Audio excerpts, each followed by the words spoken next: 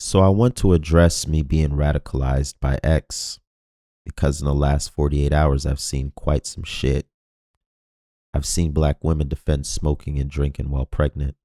I've seen black women tell black men that they don't deserve the right to paternity testing. I've seen black women absolve and defend a woman's poor dating decisions that finally caught up with her and got her black son killed. I've seen black women prioritizing defending the image of this woman by all means necessary. I've seen them laughing at the thought and idea of domestic violence being distributed to a black man.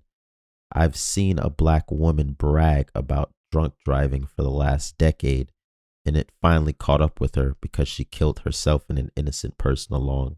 I've seen black women saying, hey, at least she slayed in her last moments. I've seen black women banding together to get a dread-headed NASA guy fired from his job for arguing with his ex.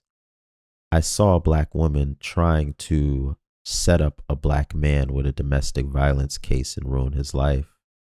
I've seen black women admitting to anti-black man discriminatory practices, openly admitting that she only writes recommendation letters for black women and not black men. Every day I sign on to this platform, I'm bombarded with dozens, if not hundreds, of scenarios of black women hating black men. Every day I live on this earth, I talk to black men around me in real life, on this platform.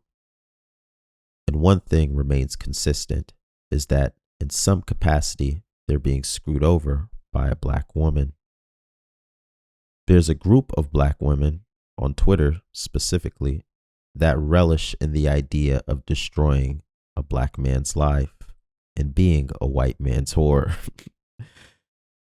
I think it's safe to say that Twitter has driven me further down the path of radicalization, and there's no turning back.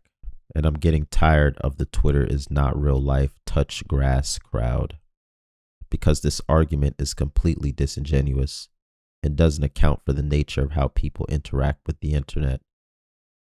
People use the internet as their personal diaries, as a place to get off their deepest, most unhinged thoughts that they would never share with the people closest to them. Their truest, most inner, darkest thoughts.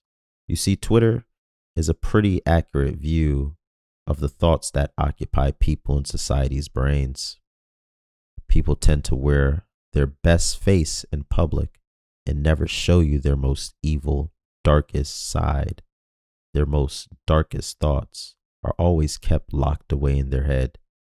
But Twitter is a place where people feel comfortable sharing those very thoughts. And I think it's about time we take them into consideration.